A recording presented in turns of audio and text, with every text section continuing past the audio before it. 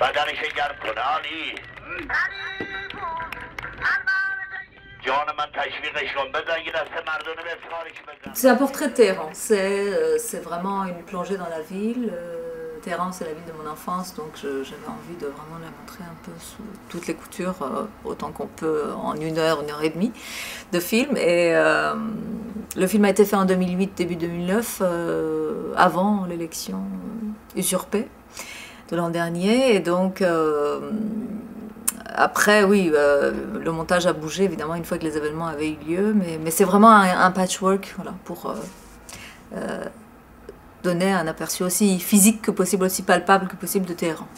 خب پول خوب در میامد حالا شما کار میکردید؟ بالاخره دیگه به نسبت ایران آره. خیلی بهتر.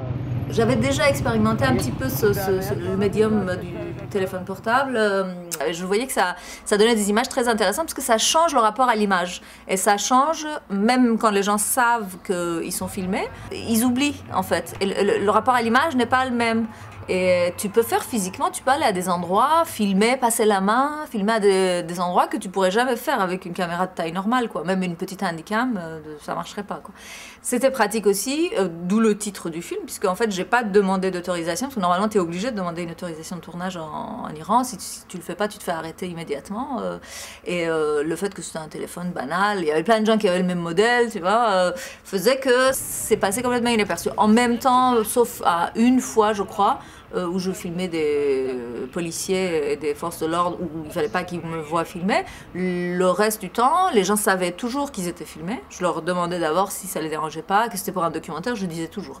Et ça, c'était intéressant, mais après, ils oubliaient. En fait, on passait à autre chose, quoi.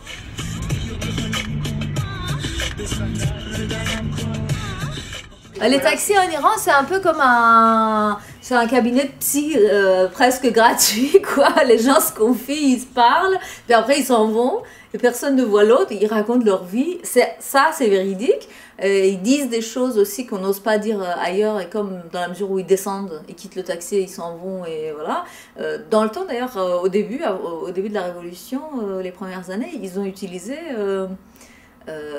et là, ces taxis, il y avait des chauffeurs de taxi qui étaient des indiques, et en fait, quand les gens commençaient à se confier, ils les emmenaient direct aux gardiens de la Révolution, ils les arrêtaient, quoi, directement. Bon, ça a cessé, ça n'existe plus, et donc, du coup, maintenant, de plus en plus, les taxis, c'est comme des mini-cabinets de psy ou de comment dire, c'est un peu comme les blogs où les gens râlent, où ils s'expriment. Donc, il y a des choses qu'on obtient beaucoup plus facilement dans l'espace confiné d'un taxi, quoi. Alors, de jour comme de nuit, quoi.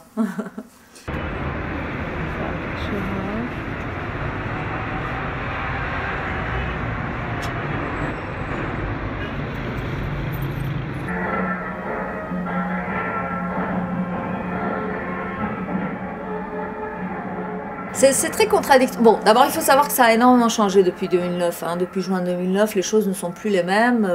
Sans y être retournée, je le sais, parce qu'on a quand même des nouvelles. Moi, je passe plusieurs heures par jour à surfer, à lire les nouvelles. Ça s'est beaucoup durci.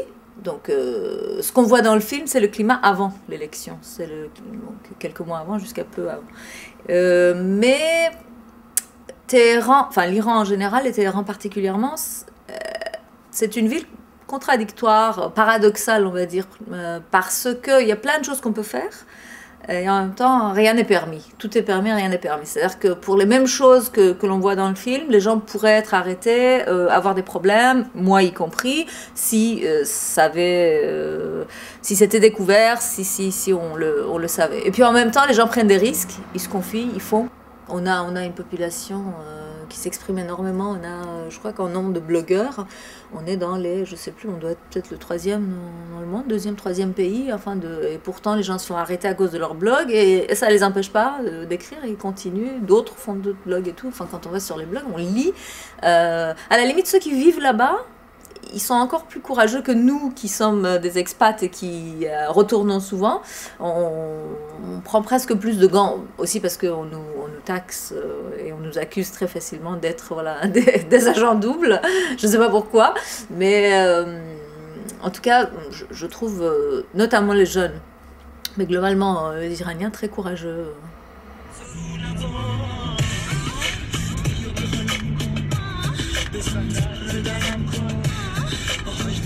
سکسی بچسبون دلمو زیر و زبر